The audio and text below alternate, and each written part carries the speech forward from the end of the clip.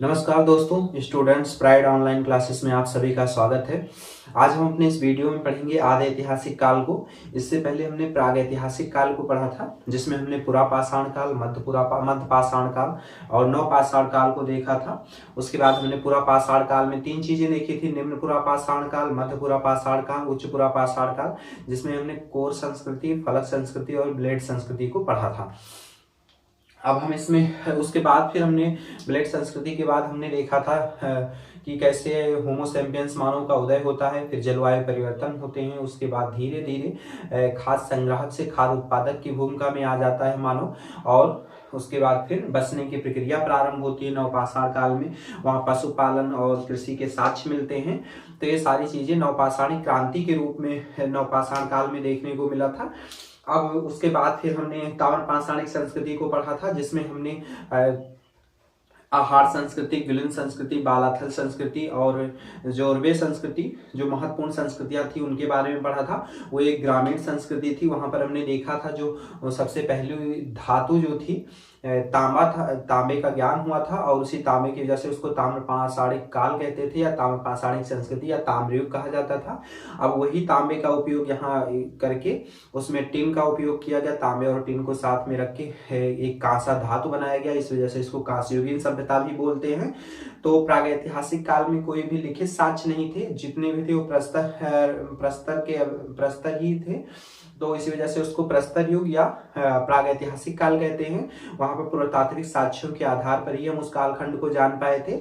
आदि ऐतिहासिक काल में हम देखेंगे यहाँ पर लिखित साक्ष्य के साथ साथ पुरातात्विक साक्ष्य भी हैं, और पुरातात्विक साक्ष्य जो है उसी के आधार पर हम इस काल को समझते हैं। जो आदि ऐतिहासिक काल में हम देखेंगे जो लिखित साक्ष्य हैं उनको अभी तक पढ़ा नहीं जा सका है, और न पढ़े जाने की वजह से इसको आदि ऐतिहासिक काल कहते हैं। जबकि जब हम ऐतिहासिक काल पढ़ेंगे तो उसमें देखेंगे पुरातात्विक साक्ष्यों के साथ साथ लिखित साक्ष्य भी हैं, और लिखित साक्ष्य को पढ़ा गया है। तो ये सारी चीजें थी। अब आदि ऐतिहासिक काल में हम आज इसका इंट्रोडक्शन देखेंगे। इसमें समझेंगे बेसिक्स जो इसका वो है। पहले इसको समझेंगे सिंधु घाटी सभ्यता क्या है, कैसे इसका उदय हुआ। उसके बाद फिर वैदिक संस्कृति को पढ़ेंगे कि इसका कैसे उदय हुआ। जब इस दोनों को पढ़ लेंगे तो उसके बाद हमें इसका जो आगे का जो हम महत्वपूर्ण स्थल और जितनी जानकारियां पढ़ेंगे वो अच्छे से समझ में आ जाएगी। तो किसी भी टॉपिक को पढ़ने से भी उसका व्हाट एंड व्हाई देखना जरूरी है। तो अभी हम इसमें देखेंगे हड़प्पा सभ्यता क्या था, सिंधु घाटी सभ्यता क्या था, उसके बाद वैदिक संस्कृति क्या थी, और वैदिक संस्कृति और सिंधु घाटी सभ्यता में क्या डिफरेंस है। वैदिक सभ्यता एक ग्रामीण सभ्यता थी, जबकि सिंधु घाटी सभ्यता एक नगरीय सभ्यता थी। और जब तक हड़प्पा की खोज नहीं हुई थी उससे पहले वैदिक सभ्यता को ही सबसे प्राचीन सभ्यता मानी जाती थी। लेकिन जब हड़प्पा का खोज हुआ और मोहनजोदाड़ो बाकी सारे स्थलों के बारे में पता चला, तो ये ऐसा माना कि इसको सब पहले पढ़ा जाने लगा। सिंधु घाटी सभ्यता को सबसे प्राचीनतम सभ्यता माना गया। हाल ही में आईआईटी के द्वारा उनकी आईआईटी की जो साइंटिस्ट है उन्होंने इसको 8000 ईसा पूर्व पुरानी सभ्यता के रूप में माना है। जबकि एच हैराज जो थे अभी तक उन्होंने सबसे ज्यादा 6000 ईसा पूर्व बताया था कि 6000 ईसा पूर्व पुरानी सभ्यता है। रेडियो कार्बन पद्धति से हम देखेंगे जो इसका डेट निर्धारित है 2300 से 1750 ईस्वी के आसपास है। तो ये सारी चीजें हम देखेंगे, और हम सबसे पहले पढ़ेंगे आदि ऐतिहासिक काल को। आदि ऐतिहासिक काल में हम जानेंगे सिंधु घाटी सभ्यता को। तो चलिए एक एक चीज को देखते हैं। पहले सिंधु घाटी सभ्यता जो है, सिंधु घाटी सभ्यता को जो डेट है 2300 से 1750 ईसा पूर्व है। ये रेडियो कार्बन पद्धति के ऊपर ये डेट है। रेडियो कार्बन पद्धति एक टॉपिक है, इसको हम कभी देखेंगे रसायन विज्ञान का। जितनी भी चीजें होती हैं वो परमाणु से बनी होती हैं, और परमाणु का जो घेरा है उसको इलेक्ट्रॉन कहते हैं। और इलेक्ट्रॉन वहां पे इलेक्ट्रॉन होते हैं, ये सारे इलेक्ट्रॉन होते हैं इलेक्ट्रॉन से। और इसके अंदर जो होता है एक नाभि होता है, जिसको नाभिक संरचना कहते हैं। ये नाभि जो होता है इसमें होता है न्यूट्रॉन और प्रोटॉन दोनों इक्वल मात्रा में होते हैं। न्यूट्रॉन इक्वल्स टू प्रोटॉन, और इनका अनुपात 1 है। लेकिन जब ये अनुपात बढ़ जाता है, जब द्रव्यमान में कमी आने लग जाती है, तो ये अस्थिर हो जाता है नाभिक से। और इससे क्या होती है, किरणें निकलती हैं, तरंगे निकलती हैं, अल्फा बीटा गामा जिन्हें बोलते हैं। और इसी से अस्थिर होने की वजह से फिर ये इसमें द्रव्यमान में कमी आ जाती है। तो ये सारी चीजें एक टॉपिक है, इसको हम देखेंगे। जो इसका अर्धायु काल देखा जाता है वो 5500 माना गया है, 5500 वर्ष माना गया है। तो मान लीजिए किसी चीज का वजन 5500 वर्ष पहले इतना था, 1000 था, वो घट के हो जाएगा 5500 के बाद 500 हो जाएगा अर्धायु काल के अनुसार। फिर जब इसी अर्धायु काल का जब बाकी के वजन जो आगे को देखेंगे, जैसे मान लीजिए इसका हो गया 250 हो गया, तो इसका 5500 वर्ष बाद ये होगा 250 होगा। तो ऐसे अर्धायु काल निकालते हैं, उसी के आधार पर होता है। तो ये न्यूट्रॉन और प्रोटॉन में जब न्यूट्रॉन और प्रोटॉन जो होते हैं जब इनके अनुपात में वो आ जाता है, जब ये बढ़ जाते हैं, एक से बढ़ जाते हैं, तब ये समस्या आती है। तो जैसा कि हमने देखा जो न्यूट्रॉन, एक चीज और इसमें है, हम कार्बन को ही क्यों लेते हैं, क्योंकि कार्बन के ही सबसे ज्यादा यौगिक है। अब यौगिक क्या है, ये सारी चीजें हम रसायन विज्ञान में पढ़ेंगे, अभी हमें इस टॉपिक पर डिस्कस नहीं करना है। बस इतना है कि रेडियो कार्बन पद्धति के आधार पर ही इसको इस डेट को निर्धारित किया गया है। जो C12 है, C12 समान कार्बन होता है, और जो C14 होता है वो सक्रिय कार्बन की रूप में आता है। C12 समान कार्बन होता है और जो C14 होता है वो सक्रिय कार्बन। तो ये सारी चीजें हैं। इसकी खोज जो की थी विलार्ड, फ्रैंक लिब्बी, इनको 1960 में खोज के लिए नोबेल पुरस्कार मिला था, इस खोज के लिए। विलार्ड फ्रैंक लिब्बी 1960 में, इसके लिए इनको नोबेल पुरस्कार दिया गया था। रेडियो कार्बन पद्धति की खोज करता यही है। तो ये सारी चीजें हैं। अब इसमें सिंधु घाटी सभ्यता में देख लेते हैं इसका नामकरण। जैसे हड़प्पा सभ्यता कहा जाता है, सरस्वती सभ्यता, प्रथम नगरीय सभ्यता, कांस्ययुगीन सभ्यता, आदि ऐतिहासिक सभ्यता, ये सारे नाम है इसके। हड़प्पा सभ्यता इसलिए कहा जाता है कि जो सबसे पहले खोजा गया स्थल था वो हड़प्पा था, और इसी वजह से इसको हड़प्पा सभ्यता कहते हैं। हड़प्पा इस समय जो स्थित है मोंटगोमरी जिले में है, पाकिस्तान के मोंटगोमरी जिले में, जिसको साहिवाल के नाम से जाना जाता है। ये रावी नदी के बाएं तट पर है, जबकि कई बार क्वेश्चंस में पूछा गया है कि रावी नदी के किस तट पर है, और ये भी कई बार पूछा गया कि ये सिंधु घाटी के तट पर है कि घग्गर नदी के तट पर है, ये सतलज के हैं या चेनाब के हैं, ये झेलम के हैं, किसके हैं। तो कई लोग गलती कर देते हैं, सिंधु घाटी सभ्यता होने की वजह से सिंधु नदी को मानते हैं, लेकिन ऐसा नहीं है, रावी नदी के बाएं तट पर है। ये कई बार क्वेश्चन किया गया है और पूछा जा सकता है। तो इसका हड़प्पा सभ्यता इसलिए पड़ा, सरस्वती सभ्यता इसलिए कहते हैं कि आजादी के बाद सबसे ज्यादा जो स्थल हैं वो कहाँ खोजे गए, सरस्वती के आसपास खोजे गए हैं। जो सरस्वती सभ्यता है, सरस्वती नदी को ही घग्गर नदी बोलते हैं या हकड़ नदी बोलते हैं। तो जो घग्गर नदी है ये इसी का रूप है। सरस्वती इस समय विलुप्त है, मतलब वो सरस्वती नाम तो है लेकिन वो विलुप्त है, और घग्गर नदी को ही सरस्वती का रूप माना जाता है, इसलिए इसको घग्गर सभ्यता भी कह सकते हैं। प्रथम नगरीय सभ्यता इसलिए बोलते हैं कि जो भारत में अगर देखेंगे नगरों का जो विकास या उद्भव जो देखेंगे, तो ऐसा माना जाता है कि हड़प्पा से ही नगरों का उदय हुआ, इसका विकास शुरू हुआ है हड़प्पा से ही। और दूसरी चीज यहाँ की जो नगर नियोजन बहुत ही सुनियोजित ढंग से था, जल निकास प्रणाली बहुत ही अच्छे उत्कृष्ट कोट की थी, सड़कें थी, सब कुछ थी, ग्रिड व्यवस्था पे ग्रिड पद्धति पर आधारित थे जो यहाँ के नगर थे, तो इसलिए इसको प्रथम नगरीय सभ्यता बोलते हैं। फिर कांस्ययुगीन सभ्यता हमने बताया कि तांबे का खोज ताम्र पाषाणी संस्कृति में हुआ था, उसी तांबे में टिन का उपयोग करके इसको कांसा बनाया गया और कांसे के बहुत सारे उपकरण मिले, इस वजह से इसको कांस्ययुगीन सभ्यता बोलते हैं। आदि ऐतिहासिक सभ्यता, जैसा कि हमने प्रागैतिहासिक काल को पढ़ा था, प्रागैतिहासिक काल में सिर्फ पुरातात्विक साक्ष्यों के आधार पर ही प्रागैतिहासिक काल को समझ पाए, इसी वजह से उसको प्रागैतिहासिक काल या प्रस्तर युग कहा गया। जबकि जो आदि ऐतिहासिक काल है इसमें लिखित साक्ष्य हैं, लेकिन लिखित साक्ष्य को हम पढ़ नहीं पाए हैं। जैसा कि हम देखेंगे मोहनजोदड़ो में नेम प्लेट्स मिली हैं जिसमें कई सारे चिन्ह मिले हैं, लेकिन उनको हम अभी तक समझ नहीं पाए कि वो क्या लिखा है। तो इसी वजह से यहाँ पर लिखित साक्ष्य हैं पुरातात्विक साक्ष्यों के साथ, लेकिन उनको हम पढ़ नहीं पाए हैं, इसी वजह से उसको आदि ऐतिहासिक सभ्यता भी कहते हैं। बाद वैदिक संस्कृति में हम देखेंगे, वैदिक संस्कृति में जब हम पढ़ेंगे तो हम देखेंगे जो वैदिक संस्कृति के लोग थे वो उनको लेखन शैली से उनका परिचय नहीं था, उन्हें श्रुति साहित्य के जरिए ही देखेंगे। वहां पर जितने भी वेद और वो हैं वो बाद में वेद व्यास जी ने संकलित किया था।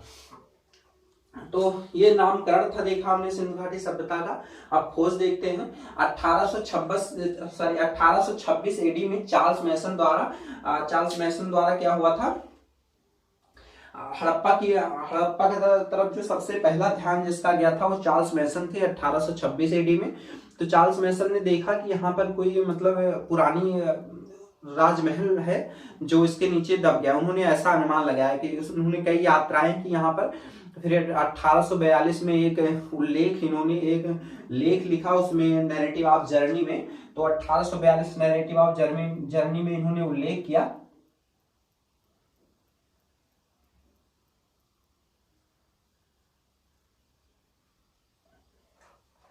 नैरेटिव ऑफ जर्नी में इन्होंने उल्लेख किया कि यहाँ पर कोई राजमहल था और वो इसके नीचे दब गया है। इन्होंने बोला कि ये कोई बुद्ध के या बैक्टीरियन सॉरी ये कनिंघम ने बोला था। तो 1842 में नैरेटिव ऑफ जर्नी में इन्होंने इस लेख को प्रकाशित किया। इसमें इन्होंने बोला कि इसमें कोई राजमहल था जो दब गया। इन्होंने कई यात्राएं की उसकी।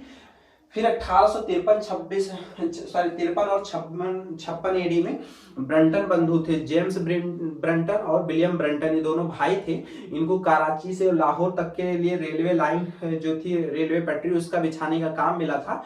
तो इन्होंने इस एरिया का सर्वे किया और इन्होंने देखा कोई पुरानी बस्ती या कुछ था, ऐसा इन्होंने अनुमान लगाया। उसके बाद इन्होंने उसकी सारी ईंटें निकाल के, ईंटें बहुत ही पकाई गई थी अच्छे से, तो इन्होंने उस ईंटों का उपयोग किया और उन्होंने पूरी रेलवे पटरी बिछाने में उपयोग कर लिया। तो इससे हड़प्पा के बहुत सारे जो स्ट्रक्चर्स हैं वो नष्ट हो गए इसमें। इससे पहले 1853 और 56 से पहले एक बार कनिंघम वंश जो थे 1831 में वो महाराजा रणजीत सिंह से मिलने जा रहे थे। तो उनका भी ध्यान इस तरफ गया, लेकिन उन्होंने उसको अनदेखा कर दिया। उनका जब ध्यान गया तो उन्होंने देखा, तो उन्होंने इतना कहा कि हाँ यहाँ पे कोई बस्ती या राजमहल था जो इसके नीचे दब गया है। तो उन्होंने उसके बाद उसको अनदेखा कर दिया। तो 1853-56 में जेम्स ब्रेंटन और विलियम ब्रंटन जो थे उन्होंने ईंटों का उपयोग किया। फिर 1853-56 में ही अलेक्जेंडर कनिंघम, जिनको भारतीय पुरातत्व विभाग का जनक माना जाता है, तो अलेक्जेंडर कनिंघम ने यहाँ की यात्रा की और इन्होंने जब यहाँ की यात्राएं की तो उसके बाद इन्होंने किसी सभ्यता के दबे होने का अनुमान लगाया। इन्होंने कहा कि बुद्ध के या इंडो बैक्टीरियन शासकों की किसी समय की बस्ती का यहाँ साक्ष्य हो सकता है, उस दब गई, ऐसा इन्होंने अनुमान लगाया। तो इन्होंने 1875 में एक रिपोर्ट भारत सरकार को सौंपी। उस रिपोर्ट में इन्होंने ये उल्लेख किया, भारत सरकार को जब इन्होंने रिपोर्ट सौंपी तो उसमें इन्होंने कहा ये बुद्ध के या इंडो बैक्टीरियन शासकों के टाइम की कोई बस्ती है जो इसके नीचे दब गई है। तो 1875 के बाद फिर लंबे अरसे तक उसमें पेंडिंग में रहा। फिर 1921 में जब जॉन मार्शल भारतीय पुरातत्व एवं सर्वेक्षण विभाग के अध्यक्ष बने तो इन्होंने इनके नेतृत्व में दयाराम सहनी ने 1921 में हड़प्पा की खोज की और हड़प्पा के उत्खनन के एक साल बाद ही मोहनजोदड़ो जो अराउंड 483 किलोमीटर के आसपास है लगभग, मोहनजोदड़ो की खोज हुई जिसको राखलदास बनर्जी ने खोजा। तो इन्होंने जॉन मार्शल ने भारतीय पुरातत्व एवं सर्वेक्षण विभाग के अध्यक्ष बने। इन्होंने दयाराम सहनी द्वारा हड़प्पा का उत्खनन किया गया जो रावी नदी के बाएं तट पर स्थित है। तो इतना ही है, मुख्यतः यही क्वेश्चन पूछा जाता है जॉन मार्शल और दयाराम सहनी के बारे में, या ये पूछा जाएगा अलेक्जेंडर कनिंघम कौन थे, भारतीय पुरातत्व विभाग के जनक कौन माने जाते हैं। तो जॉन मार्शल रहेंगे या फिर ये सारे ऑप्शन में दिए रहेंगे नाम, और इसी में से हमको यही एक दो क्वेश्चन पूछे जाते हैं, बाकी ज्यादा जानकारी नहीं मांगी जाती, बाकी सारे क्वेश्चंस नहीं आते। हाँ 1826 में ही ये 1826 में सॉरी 1921 एडी में जब जॉन मार्शल ने इस जगह का वो किया, उसके बाद 1924 में जॉन मार्शल ने 1924 में इन्होंने जॉन मार्शल ने एक अर्नेस्ट मैके, इनके सहयोगी थे, अर्नेस्ट मैके और ऑरेल एस्टीन जो इनके सहयोगी थे, उनके साथ मिलकर इन्होंने एक रिपोर्ट भारत सरकार को सौंपी और उसमें बताया कि हाँ हड़प्पा की खोज हुई है, हड़प्पा में ये चीजें इसके बारे में विस्तृत जानकारी दी गई। उसके बाद जो अर्नेस्ट मैके थे, इन्होंने बाद में चनहुदड़ो की खोज की थी, करीब मोहनजोदड़ो से 100 कुछ किलोमीटर के आसपास है। तो ये चीजें थी, वो बाद में पढ़ेंगे चनहुदड़ो के बारे में। ऑरेल एस्टीन ने सुत्का इंडोर की खोज की थी, ऑरेल एस्टीन ने, और जो अर्नेस्ट मैके थे उन्होंने अर्नेस्ट मैके ने चमूदड़ों की खोज की थी। ऑरेल एस्टीन, ये चीज हम जब आगे देखेंगे स्थलों, महत्वपूर्ण स्थलों को पढ़ेंगे तो उनके बारे में हम देखें। ऑरेल एस्टीन ने खोज की थी सुत्का गेंडोर की। सुत्का गेंडोर जो बलूचिस्तान में दास नदी के तट पर है, और ये सबसे लास्ट स्थल माना गया है किसका, पश्चिम का। तो इसको पश्चिमोत्तर सभ्यता भी बोलते हैं कि पश्चिम से ही इसके सारी सभ्यताएं जो थी पश्चिम से ही स्टार्ट हुई थी, इस वजह से इसको पश्चिमोत्तर सभ्यता भी बोलते हैं। तो ये सारी चीजें हम बाद में पढ़ेंगे, स्थल जब पढ़ेंगे डिटेल्स में। अभी हम इसका इंट्रोडक्शन देख रहे हैं। फिर इसका ये हमने खोज देख लिया, नामकरण देख लिया, कैसे नाम पड़ा इसका, खोज देख लिया कैसे खोज हुई इसकी। उसके बाद फिर भौगोलिक विस्तार देखेंगे। भौगोलिक विस्तार ऐसा था, स्वतंत्रता के पहले हमारे जो मतलब स्वतंत्रता के पहले जो खोजे गए स्थल थे वो 40 स्थल थे, जो लगभग 13 लाख स्क्वायर वर्ग किलोमीटर में थे। लेकिन उसके बाद फिर जब स्वतंत्रता के बाद करीब 1400 प्लस स्थल खोजे गए, और उसमें 20 लाख वर्ग किलोमीटर में थे। आज के टाइम में करीब 1500 स्थल हैं, और इन 1500 स्थल के बारे में हम नहीं पढ़ेंगे, जो बहुत ही इंपॉर्टेंट हैं, जिससे क्वेश्चंस बनते हैं, उन्हीं चीजों को पढ़ेंगे, और 1500 कोई पढ़ भी नहीं सकता। तो भौगोलिक विस्तार ये था, क्षेत्रफल 13 लाख वर्ग किलोमीटर था। खोजा गया स्थल जो था स्वतंत्रता के बाद, अफगानिस्तान में 2 स्थल खोजे गए, सुरतागोई और मुंडीगार। सुरतागोई जहां पे नहरों के साक्ष्य मिले हैं, और उसके बाद पाकिस्तान है जहां पे 475 स्थल खोजे गए। भारत में 925 स्थल खोजे गए थे। तो ये क्षेत्रफल 20 लाख वर्ग किलोमीटर में है। फिर इसका भौगोलिक आकार देख लेते हैं। ये कई बार पूछा गया है कि हड़प्पा का भौगोलिक आकार क्या था। तो इसका भौगोलिक जो त्रिभुजाकार है, जो इसकी संरचना देखेंगे त्रिभुजाकार है। सबसे लास्ट स्थल जो पश्चिम में है सुत्का गेंडोर है, जो बलूचिस्तान में दास नदी के तट पर है। मांडा है कश्मीर में, जो चेनाब नदी के तट पर है। यहाँ पे सुरतागोई मुंडीगाक है। फिर यहाँ पे अफगानिस्तान में जो है, फिर आलमगीरपुर है जो उत्तर प्रदेश में हिंडन नदी के तट पर है, और दैमाबाद महाराष्ट्र गोदावरी नदी के तट पर है। तो ये त्रिभुजाकार है। ये पूरब से लेकर पश्चिम तक जो वो है वो 1600 किलोमीटर की दूरी है, और दक्षिण से लेकर उत्तर तक की जो दूरी है 1400 किलोमीटर है। और इसकी जो जलीय सीमा है, जो जलीय सीमा आएगी यहाँ पर हम देखेंगे, जो जलीय सीमा आएगी यहाँ पर, ये जलीय सीमा जो आती है दास नदी पे तट, यहाँ पे गोदावरी नदी के तट पे जो जलीय सीमा आती है वो 1300 किलोमीटर है। तो ये 1300 किलोमीटर, ये चीजें हम देखेंगे जब हम आगे स्थल को पढ़ेंगे डिटेल्स में। तो जलीय सीमा 1300 किलोमीटर है। फिर उसके बाद अफगानिस्तान में 2 स्थल खोजे गए थे, सुरतागोई और मुंडीगार। पाकिस्तान में सिंध प्रांत है, पंजाब है, बलूचिस्तान है, आदि ये स्थल है। पंजाब देखिए, पंजाब भारत में भी है और पाकिस्तान में ही। तो पंजाब में जैसे रोपड़ पढ़ेंगे हम, और बाकी कई सारे स्थल पढ़ेंगे।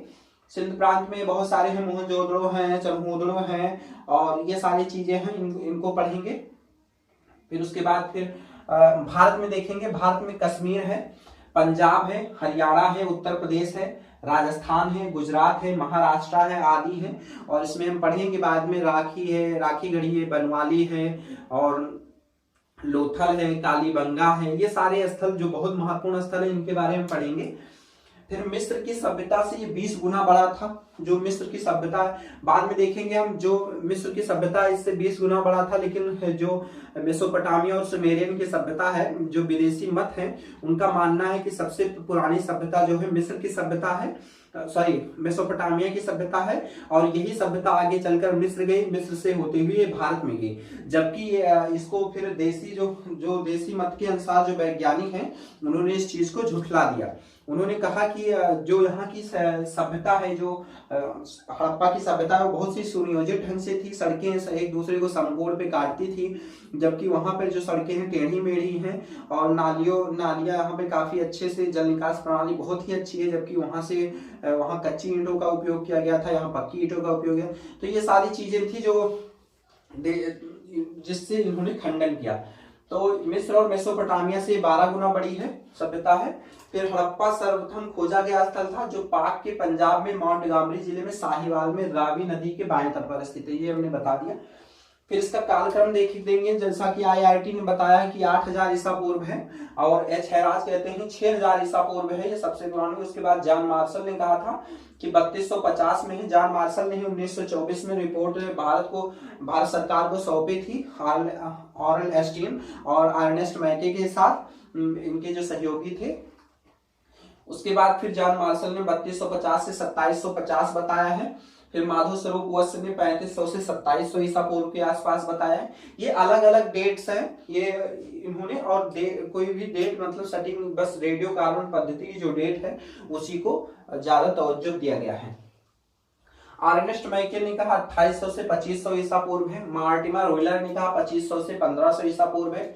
एनसीईआरटी ने अपना डेट दिया है 2500 से 1750 ईसा पूर्व है। डीवी अग्रवाल कहते हैं 2300 से 1700 ईसा पूर्व। फेयर सर्विसेज ने कहा 2000 से 1500 ईसा पूर्व। रेडियो कार्बन पद्धति जिसको सबसे ज्यादा वो दिया गया, रेडियो कार्बन पद्धति, जैसा कि हमने कहा विलार्ड फ्रैंक लिब्बी ने इसकी खोज की थी इस रेडियो कार्बन पद्धति का, और यही डेट को सटीक माना गया। हम कभी रेडियो कार्बन पद्धति को पढ़ेंगे, एक अच्छा सा वो है टॉपिक है, और इसमें यही है कि जो न्यूट्रॉन और प्रोटॉन होते हैं उनका अनुपात 1 होता है। जब ये बढ़ जाता है तो द्रव्यमान में कमी आने लग जाती है और उसी से अस्थिर हो जाते हैं नाभिकीय संरचना। तो ये चीजें, और वहां से किरणें निकलती हैं, अल्फा बीटा गामा किरणें तरंगे निकलती हैं। फिर उत्पत्ति देखते हैं। उत्पत्ति भी कई मत है। मेसोपोटामिया सुमेरियन सभ्यता से ही उद्भव हुआ है हड़प्पा सभ्यता का, ऐसा किसका मानना था? गार्डन चाइल्ड का, जॉन मार्शल का, क्रैमर थे, डीडी कौसाम्बी थे, एचडी संकालिया थे, लियोनार्ड बूली थे और सर मार्टिमर व्हीलर आदि। इनका मानना था कि जो मेसोपोटामिया सुमेरियन सभ्यता है इसी से इसका प्रथम सभ्यता यही है, और इसी से सिंधु घाटी सभ्यता का जन्म हुआ, जो मेसोपोटामिया और फिर मिस्र से होते हुए भारत में आई। कहते हैं इस प्रथम सभ्यता मेसोपोटामिया और फिर दूसरी मिस्र है, उसके मिस्र से होते ही ये भारत में सभ्यता आई। फिर देसी मतों के अनुसार सिंधु सभ्यता के विकास में स्थानीय संस्कृतियों का योगदान था। जो देसी मत है उन्होंने कहा कि जो स्थानीय संस्कृतियां हैं, ग्रामीण संस्कृतियां थी, जैसे सोथी संस्कृति है जिसको अमलानंद घोष ने 1953 में खोजा था, तो ये सारी झुकर झाकर संस्कृति है, ये सारी बलूची ईरानी संस्कृति हैं। इन संस्कृतियों से ही इस संस्कृति का उद्भव हुआ। तो ऐसा इसलिए माना जाता है क्योंकि ये हड़प्पा की प्रवृत्ति थी और उसके बाद ये समकालीन भी रही हैं, तो इस वजह से इनको माना गया है। तो देसी मतों के अनुसार सिंधु सभ्यता का विकास स्थानीय संस्कृतियों के योगदान से हुआ। सबसे पहले माना जाता है कि ईरानी और बलूची जो संस्कृति है, बलूचिस्तान संस्कृति, ईरानी या बलूचिस्तान संस्कृति या बलूची संस्कृति इसको बोलते हैं, इसके अंतर्गत 4 संस्कृतियां आती हैं। सबसे पहले आती हैं 4 संस्कृतियां कौन सी? कुल्ली संस्कृति आती है, झाब या जॉब संस्कृति आती है, आमरीनाल संस्कृति आती है, फिर क्वेटा संस्कृति आती है। इसके समर्थक कौन थे? फेयर सर्विसेज थे, स्टुअर्ट पिगट थे और रोमिला थापर थी। फिर सोथी संस्कृति जिसको अमलानंद घोष ने खोजा था 1953 में, अल्चिन दंपत्ति थे। अल्चिन दंपत्ति, इनके जो अल्चिन दंपत्ति थे दोनों पति पत्नी थे और इनका नाम था रेमांड अल्चिन और ब्रिजिट आल्चिन। रेमांड आल्चिन और ब्रिजिट आल्चिन थे, तो ये दोनों पति पत्नी थे। डीडी अग्रवाल थे, ये थे। इनका मानना था कि ये सोथी संस्कृति है। रेमांड आल्चिन और ब्रिजिट।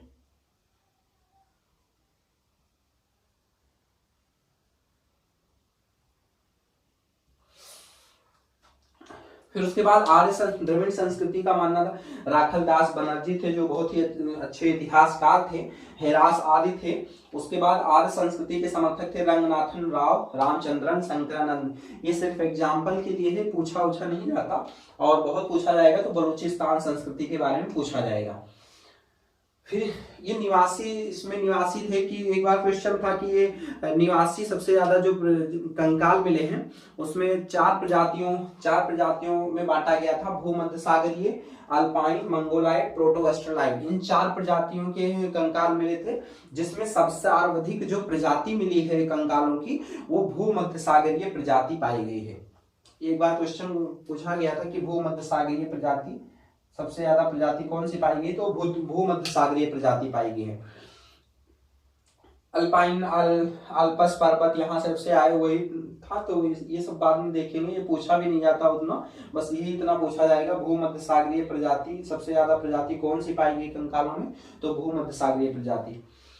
अब उत्पत्ति पे ये चीजें हैं। हाल ही में राखी गढ़ी में हुए 1-2 साल पहले जो कंकाल मिले हैं करीब 43 और 50 के आसपास, तो उसमें जो कंकालों पर रिसर्च हुई है उसमें ऐसा माना गया है कि जो जैसे हम वैदिक संस्कृति में पढ़ेंगे कि जो आर्य थे मध्य एशिया से आए, किसी का मानना था तिब्बत से आए, और किसी ने कहा ये सैंधो क्षेत्र से आए या हिमालय से आए, किसी ने कहा आर्कटिक प्रदेश से आए। तो ये चीजें थी, लेकिन जो आर्य थे उन पे अभी एक और खोज आएगी, जानकारी आएगी, जिसमें रहेगा कि आर्य भारत के ही रहने वाले थे। तो ये चीजें थी। मैक्स मुलर जो जर्मनी के थे उन्हीं का मेन माना जाता है कि जो आर्य थे वो मध्य एशिया से आए थे। तो आर्य संस्कृति रंगनाथन राव, रामचंद्रन, शंकरानंद आदि का मानना था। फिर निवासी यहाँ से जो सबसे ज्यादा कंकाल मिले हैं भूमध्य सागरीय प्रजाति का मिला है। फिर नगर नियोजन देखेंगे। नगर नियोजन ही बहुत ही उत्कृष्ट है, इसी वजह से इस सभ्यता को सबसे ज्यादा तवज्जो दिया गया। मेसोपोटामिया और मिस्र जो इसकी समकालीन सभ्यता थी, समकालीन सभ्यता मानी जाती है, उससे भी बेहतरीन इसका नगर नियोजन था। तो नगर नियोजन ऐसा था कि जो नगर थे वो 2 भागों में बटे हुए थे, पश्चिमी भाग और पूर्वी भाग। जो पश्चिमी भाग था उसको दुर्ग कहते थे, ये थोड़ा सा ऊंचाई पर था। जो पूर्वी भाग था वो नीचे की तरफ था और वो जन सामान्य के लिए रहने के लिए था। वहां पर इनको परकोटों से घेरा गया था, 4 दीवारी से घेरा गया था। अंदर से कच्ची ईंटों को लगाया गया था, बाहर से पक्की ईंटें थी। और उसके बाद फिर जो दुर्ग था वहां पर सभागार थे, अन्नागार थे, और इनके पुरोहित वर्ग या फिर पुरोहित प्रशासनिक वर्ग वहां पर रहा करता था। ये सारी चीजें थी। वहां पर देखेंगे विद्यालय मिलते हैं और सभागार मिले हैं, अन्नागार मिले हैं, स्नानागार मिले हैं, ये सारी चीजें हमें मिली हैं। और जो जन सामान था वो नीचे वाले नगर में रहता था, वो नगर बड़ा था। इन नगरों के ऐसे थे, नगरों में 1 या 2 से ज्यादा मुख्य द्वार भी हो सकते थे। जो प्रवेश द्वार होता है उसमें सिर्फ लोथल ऐसी जगह थी, लोथल एक ऐसी जगह, सॉरी धौलावीरा एक ऐसी जगह थी जो ये नगर नियोजन था, जो नगर बांटा गया था वो 3 भागों में बांटा गया था, पूर्वी भाग, मध्य भाग और निचला नगर। तो जब हम धौलावीरा पढ़ेंगे तो उसमें देखेंगे। और उसके बाद ये परकोटों से घिरे हुए होते थे नगर जो थे। उसके बाद फिर मकानों में पक्की ईंटों का प्रयोग किया गया था। जो देसी मत वाले वैज्ञानिक थे, सॉरी रिसर्चर जो थे, उन्होंने बताया था कि जो मेसोपोटामिया है उसमें कच्ची ईंटों का उपयोग सर्वाधिक किया गया है, जबकि हड़प्पा में पक्की ईंटों का उपयोग सबसे ज्यादा किया गया है। जो कच्ची ईंटें थी वो धूप में सुखाकर बनाई जाती थी और पक्की ईंटों का उपयोग सबसे ज्यादा हुआ है यहाँ हड़प्पा के नगरों में। तो ये जो हड़प्पा नगर थी वो ग्रिड पद्धति पर आधारित थे। ग्रिड पद्धति मतलब ये सड़कें जा रही हैं, सड़कें एक दूसरे को समकोण पे काटती थी और यहाँ पर नगर होते थे, यहाँ पर घर हुआ करते थे, मकान, यहाँ पर मकान हुआ करते थे। तो ये जैसे शतरंज का वो होता है ब्लैक और व्हाइट, ऐसे ही होता।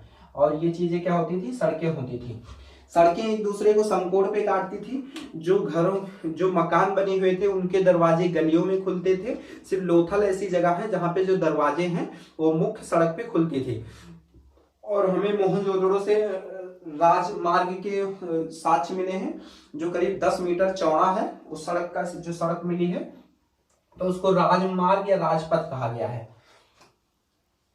फिर सड़कें एक दूसरे को समकोण पर काटती थी तथा साफ सफाई का विशेष ध्यान रखा गया था। जो नालियां थी गली से निकाल मेन सड़क पर आती थी, मेन सड़क से जितनी नालियां थी वो ढकी हुई थी। जगह जगह मैन होल बनाए गए थे ताकि इसकी सफाई की जा सके। जो ईंटें थी फन्नीदार ईंटें बनाई गई थी, नालियों के लिए ही विशेषकर वो ईंटें बनाई गई थी। और सिर्फ कालीबंगा एक ऐसी जगह है जहाँ फर्शों में जो ईंटें हैं वो अलंकृत ईंटें मिली हैं, जो और किसी सभ्यता में हमें देखने को नहीं मिलती। अलंकृत ईंटों का उपयोग कालीबंगा में हुआ है। कालीबंगा को काले रंग की चूड़ियों कहा जाता है, चूड़ियां कहा जाती है। मोहनजोदड़ो को मृतकों का टीला कहा जाता है, ऐसे ही उनका नाम है कालीबंगा का। तो पक्की ईंटों से नालियां बनाई गई थी, नाली ढकी हुई थी, जगह जगह मैन होल बनाए गए थे प्रत्येक कमरे में प्रकाश की व्यवस्था की गई। कमरे ऐसे बनाए गए थे ताकि उसमें प्रकाश रहे, अंधेरा ना रहे, और इस वजह से जो धूप है, रोशनी आती रहे। तो प्रकाश की व्यवस्था का ध्यान रखा गया था। प्रत्येक घर में कुएं होते थे, स्नानागार होते थे, और कई और शौचालय के भी साक्ष्य मिले हैं। यल टाइप की ईंटें जो मिली हैं, उनका मानना था कि प्रत्येक घर में शौचालय भी थे। तो प्रत्येक घर में कुआं, उत्कृष्ट जल निकास प्रणाली थी। उसके बाद फिर जो पुरोहित आवास है, अन्नागार है, सभा भवन है, विशाल स्नानागार है। मोहनजोदड़ो में सबसे बड़ा स्नानागार मिला है, जिसको आश्चर्यचकित के रूप में माना जाता है। और उसके बाद महाविद्यालय है, बंदरगाह है, खेल का मैदान है, आदि चीजें पाई गई हैं जो हम पढ़ेंगे जब आगे स्थलों को पढ़ेंगे। उसके बाद 7 ऐसे नगर थे जिनको परिपक्व अवस्था में पाया गया है हड़प्पा के। लोथल है, कालीबंगा है, मोहनजोदड़ो है, हड़प्पा है, और चनहुदड़ो है, और धौलावीरा है, बनवाली है। ये स्थल हैं जिनको नगरों की श्रेणी में रखा गया है। तो हम अपने अगले वीडियो में इन्हीं चीजों को पढ़ेंगे, महत्वपूर्ण जो नगरें हैं इन्हों को पढ़ेंगे। उसके बाद फिर हम और बाकी महत्वपूर्ण जो स्थल हैं उनको पढ़ेंगे, जैसे राखीगढ़ी है, रोपड़ है, और सुरतागोई है, मांडा है, बुरझोम है, बुरझोम के बाद फिर गुफर कराल है। इन सारी चीजों के बारे में हम पढ़ेंगे। उसगी है, ये सारे स्थल हैं। ये सारी बहुत सारे स्थल हैं जिनके बारे में हम पढ़ेंगे।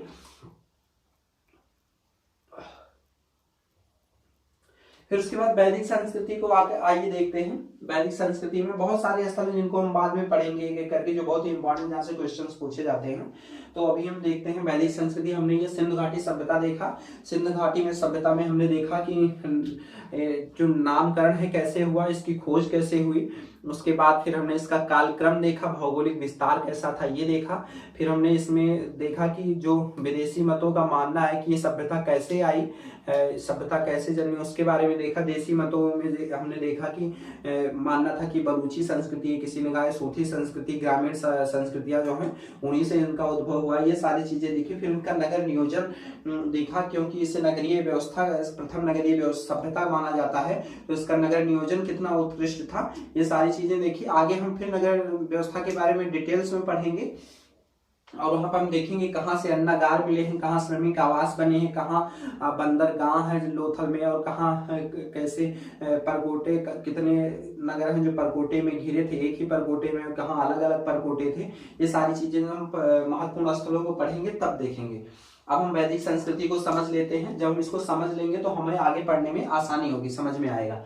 तो अब वैदिक संस्कृति को देखते हैं। वैदिक संस्कृति का जो टाइम पीरियड है 1500 से 600 ईसा पूर्व है।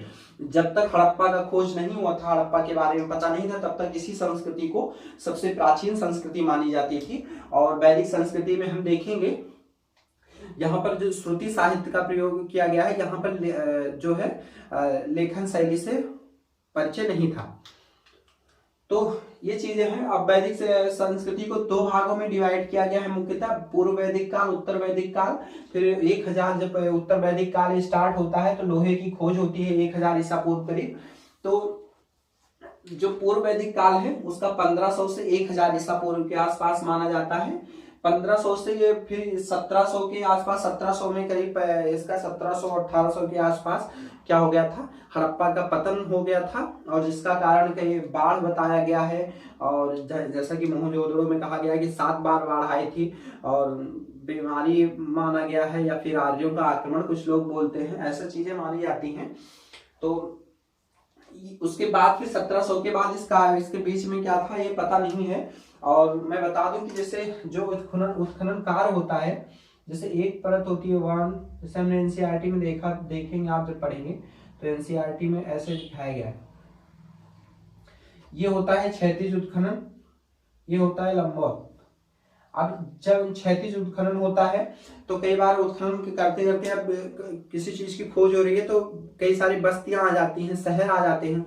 तो ऐसा नहीं है कि हम शहर को उजाड़ के फिर उसके बारे में जानेंगे। तो ये उत्खनन हुआ, आगे फिर एक परत खोदी गई, नीचे फिर एक परत खोदी गई, तो यहाँ पता चला यहाँ पे बस्तियां आनी शुरू हो गई, तो यहीं पर इस कार्य को रोक दिया गया, तो आगे हमें नहीं पता चल पाया।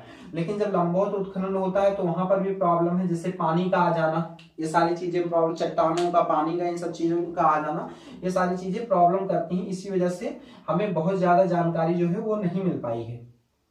नहीं तो हो सकता आगे पता चलता कि हाँ इससे भी प्राचीन कोई सभ्यता रही होगी, लेकिन नहीं पता हमें। जैसे वैदिक संस्कृति को सबसे पहले प्राचीन मानते थे, फिर हड़प्पा को मानने लगे।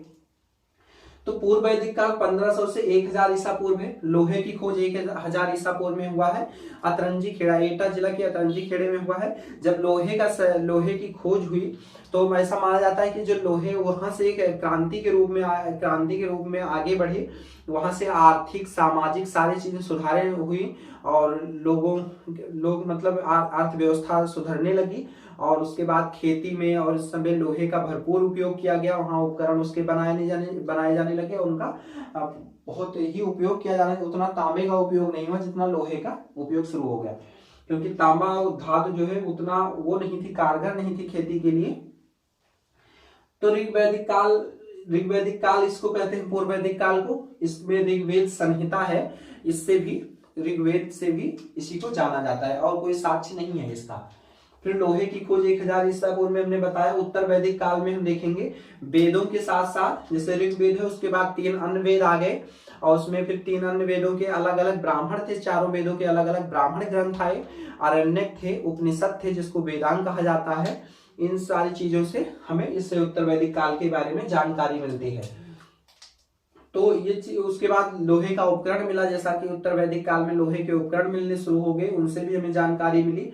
और उसके बाद वहां पर चित्रित धूसर मृदभांड थे, काले मृदभांड से लाल मृदभांड थे, ये सारे मृदभांड थे, काले पॉलिशदार मृदभांड थे, और कई 4 प्रकार के मृदभांडों से उस समय इनका परिचय था उत्तर वैदिक काल के लोगों में। एक बार क्वेश्चन पूछा गया है कि उत्तर वैदिक काल के लोगों को सिर्फ चित्रित धूसर मृदभांडों का ही ज्ञान था, और ऐसा कई जगह देखेंगे हम, उन्होंने सिर्फ लिख रखा है चित्रित धूसर मृदभांडों से ही परिचय था, जैसा कि हम देखेंगे ताम्र पाषाणिक संस्कृति में उपयोग हुआ चित्रित धूसर मृदभांड का। लेकिन ऐसा नहीं था, जो इनको 4 प्रकार के मृदभांडों से इनका परिचय था, तो इसलिए वो विकल्प में जो दिया गया था वो गलत था। तो वैदिक सभ्यता जो थी, वैदिक सभ्यता की जनक आर्यों को माना जाता है। ऐसा माना जाता कि जो आर्य थे वो भारत में आए और उन्होंने आक्रमण किया और धीरे धीरे यहाँ पर रहने लगे। तो आर्य जो है, आर्य एक संस्कृत भाषा का शब्द है, जो सबसे पहले मैक्स मूलर जो थे वो जर्मनी के थे, उन्होंने सबसे पहले 1853 में इसका उपयोग किया था। आर्य शब्द का, आर्य एक संस्कृत भाषा का शब्द है, ना कि कोई जाति सूचक शब्द है। आर्य का मतलब होता है श्रेष्ठ, सज्जन, महान, ये सारी इसका शब्दार्थ है। उसके बाद जो आर्य शब्द है संस्कृत भाषा में कोई जात सूचक शब्द, आर्य का मतलब कुलीन, श्रेष्ठ, सभ्य, सज्जन आदि होता है। वैदिक सभ्यता में एक ग्रामीण सभ्यता थी, वैदिक सभ्यता एक ग्रामीण सभ्यता थी, लोग लेखन शैली से परिचित नहीं थे। फिर आर्य लोग इंडो आर्यन भाषा बोलते थे, जो बाद में संस्कृत के नाम से जानी जाने लगी। फिर इसमें ऋग्वेद में जो आर्य शब्द है वो 33 बार आया है। इसमें देखेंगे स्रोत, जो जानने का स्रोत है हमें वैदिक संस्कृति को, उसमें साहित्य में देखेंगे वेद है, ब्राह्मण है, आरण्यक है, उपनिषद है। वेद 4 हैं, पहले ऋग्वेद था पूर्व वैदिक काल में, फिर उत्तर वैदिक काल में 3 अन्य वेदों का उद्भव हुआ। तो ऋग्वेद है, सामवेद है, यजुर्वेद है, अथर्ववेद है। तो इसमें अगर हम देखेंगे तो इसका क्रम यही है, ऋग्वेद, सामवेद, यजुर्वेद, अथर्ववेद। जो अथर्ववेद है इसको अनार्य वेद भी कहते हैं। इसमें जादू, टोना, टोटका, वशीकरण, यही सारी चीजें थी, जबकि इसको अलौकिक वेद बोलते हैं। ऋग्वेद, सामवेद, यजुर्वेद या लौकिक वेद थे, ये लौकिक वेद की श्रेणी में आ जाता है। फिर ब्राह्मण जो थे, ब्राह्मण गद्य ग्रंथ हैं, ये प्रत्येक वेद के अपने अपने ब्राह्मण ग्रंथ हैं। जैसे ऋग्वेद का हम बाद में पढ़ेंगे, जब ऋग्वेद में कौतिकी, ऐत्रेय ऋषि हैं और कौशिकी ऋषि हैं, ये सारे इसके ब्राह्मण ग्रंथ हैं ऋग्वेद के 2। तो ऐसे अलग अलग शतपथ ब्राह्मण, ये सारी चीजें हम जब पढ़ेंगे, ऋग्वेद को उठाएंगे कि उसको उठा के पढ़ेंगे तब। आरण्यक जो है, आरण्य का मतलब होता है वन, आरण्यक का मतलब होता है जो मंत्रों का रहस्यवादी अर्थ बताता है, दार्शनिक व रहस्यवादी सिद्धांत है। ऐसा होता था कि वनों में ही तपस्या, जैसे जो शिक्षा दी जाती थी, जो मंत्र सिद्धियां होती थी वो वनों में या एकांत में किया जाता था, इसी वजह से इसको आरण्यक बोला गया है। उपनिषद में देखेंगे, उप का मतलब होता है निकट, पास या निकट, नी मतलब होता है निष्ठा पूर्वक, सद मतलब होता है बैठना, किसी गुरु के समीप बैठकर और जो ज्ञान अर्जित किया गया, वार्तालाप हुआ, उसी को उपनिषद कहा गया। इसको वेदांत भी कहा जाता है। ऋग्वेद, सामवेद, यजुर्वेद, इन तीनों वेदों को वेदात्रयी भी कहा जाता है। अथर्ववेद को अनार्वेद भी कहते हैं। ये लौकिक वेद की श्रेणी में आता है, ये अलौकिक वेद की श्रेणी में। फिर ये चीजें हैं, इसके बारे में थोड़ी सी वेद के बारे में फिर हमने यहाँ पर थोड़ी सी जो इम्पोर्टेंट चीजें हम लिखी हैं। वेदों का संकलन वेद व्यास जी ने किया था। ऋग्वेद सबसे प्राचीनतम ग्रंथ है। ऋग्वेद से ही गायत्री मंत्र लिया गया है, जो तीसरा मंडल है उससे गायत्री मंत्र लिया गया है। और ऋग्वेद ऐसा है कि इसमें 10 मंडल है, जो प्रथम और 10वां मंडल है वो सबसे बाद में जोड़ो, मतलब सबसे नया मंडल है वो। फिर ऋग्वेद, सामवेद, यजुर्वेद को वेदत्रयी कहा जाता है। ऋग्वेद देवताओं की प्रार्थना है, सामवेद संगीत है, यजुर्वेद में यज्ञ, कर्मकांड, ये सारी चीजें हैं। अथर्ववेद में ऋषियों द्वारा रचित लौकिक, जादू टोना, वशीकरण मंत्र आदि चीजें हैं इसमें। फिर ऋग्वेद में 10 मंडल हैं, पहला और 10वां मंडल जो है सबसे नया है। 1028 सूक्त हैं। उसके बाद प्रथम और 10वां मंडल नया है। तीसरे मंडल में गायत्री मंत्र का उल्लेख है। फिर वेद 4 हैं, वेद के उपवेद हैं, अथर्ववेद है ऋग्वेद का, सामवेद का गंधर्व वेद है, यजुर्वेद का धनुर्वेद है, अथर्ववेद का शिल्प वेद है। और जन्मदाता इसके कौन है? पहले ऋग्वेद के प्रजापति हैं, नारद हैं, विश्वामित्र हैं, विश्वकर्मा हैं। ऋग्वेद सबसे प्राचीनतम वेद है। ये सारी चीजें हम बाद में पढ़ेंगे, जब वेद को उठाएंगे तो इनको डिटेल्स में पढ़ेंगे। फिर उसके बाद ये तो साहित्यिक स्रोत थे जिससे हमें इसके बारे में जानकारी मिलती है, वैदिक संस्कृति के बारे में। फिर पुरातात्विक साक्ष्य जो है उसमें अभिलेख थे, मृदभांड थे। अभिलेखों में देखेंगे हम 2 अभिलेख हैं। बोगस कोई का अभिलेख है जो 1400 ईसा पूर्व है, एशिया माइनर तुर्की में मिला है ये 1400।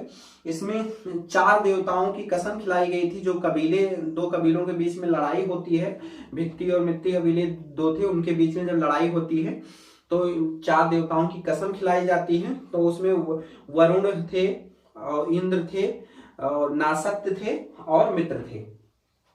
इंद्र, वरुण, मित्र और नासत्य थे।